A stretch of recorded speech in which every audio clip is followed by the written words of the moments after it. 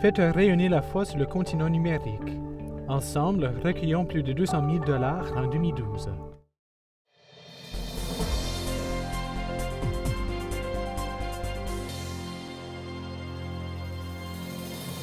Bonsoir, bienvenue à Perspective. Au cours de l'audience générale tenue à la place Saint-Pierre aujourd'hui, Benoît XVI a consacré sa catéchèse au grand événement ecclésial qu'a été le Concile Vatican II, puisque c'est demain que sera célébré le cinquantenaire de l'ouverture du Concile Vatican II. Le pape a comparé les documents de ce concile à une boussole, un instrument qui peut guider en tout temps. Écoutons-le. Chers frères et sœurs, à la veille de la célébration du 50e anniversaire de l'ouverture du Concile Vatican II, je voudrais rappeler ce matin combien les documents de ce concile sont pour notre temps une boussole qui permet à l'Église d'avancer en haute mer, au milieu des tempêtes, comme sur le flot calme et tranquille, pour naviguer en sûreté et arriver au but. En convoquant ce concile, le béni pape Jean XXIII désirait que l'Église réfléchisse sur sa foi, sur les vérités qui la guident. À partir de là, devait être esquissée de façon nouvelle la relation entre l'Église et l'époque moderne, entre le christianisme et certains éléments essentiels de la pensée moderne, pour présenter à notre monde qui tient en son éloigné l'exigence de l'Évangile dans toute sa grandeur et sa pureté.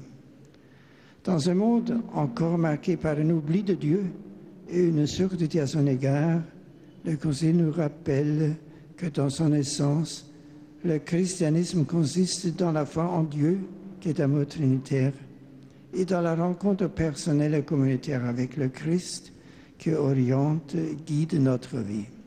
Tout le reste en découle. Chers amis, le Concile Vatican II est pour nous un appel vigoureux à redécouvrir chaque jour la beauté de notre foi, à la connaître toujours mieux pour une relation plus intense avec le Seigneur et à vivre jusqu'au bout notre vocation chrétienne. Je vous salue cordialement, chers amis francophones, particulièrement les pèlerins de France, du Canada et du Gabon. Je vous invite à redécouvrir les richesses de l'enseignement du Concile Vatican II pour en vivre personnellement et dans vos communautés chrétiennes. Bon pèlerinage à tous! Toujours en lien avec l'audience générale, le pape a décidé, suite à son récent voyage au Liban, d'ajouter la langue arabe dans ses lectures et résumés de catéchèse lors des audiences générales. Pour le pape, c'est une façon de formaliser son attention et son appui aux chrétiens du Moyen-Orient. La langue arabe a été ajoutée aujourd'hui.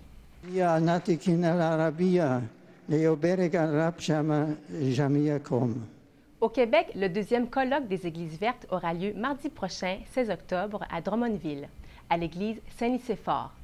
Deux conférenciers, Steven Guilbeault, écologiste québécois, et sœur Esther Champagne, présidente du regroupement pour la responsabilité sociale des entreprises, interviendront sur le thème « Habiter la terre ».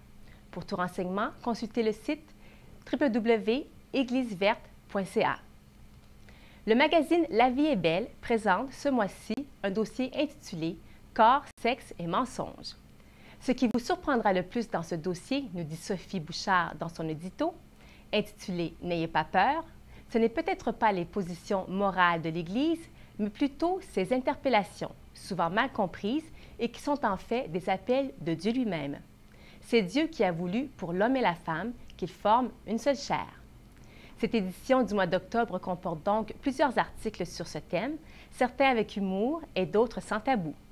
Il y a même un article dans lequel un jeune auteur décrypte le message parfois difficile à comprendre de Jean-Paul II sur la beauté et le sens profond de la sexualité. La rubrique mensuelle « Justification enfantine », tant qu'à elle, nous plonge dans le thème avec des paroles d'enfants. On retrouve aussi comme autre sujet un article sur l'expérience JMJ des témoignages de jeunes aux Journées mondiales de la jeunesse. Pour toute information sur ce magazine La vie est belle, publié par l'Informateur catholique, visitez le site www.magazinelavieestbelle.com. Ne manquez pas demain la messe de célébration du 50e anniversaire de l'ouverture du Concile Vatican II tenue à la place Saint-Pierre.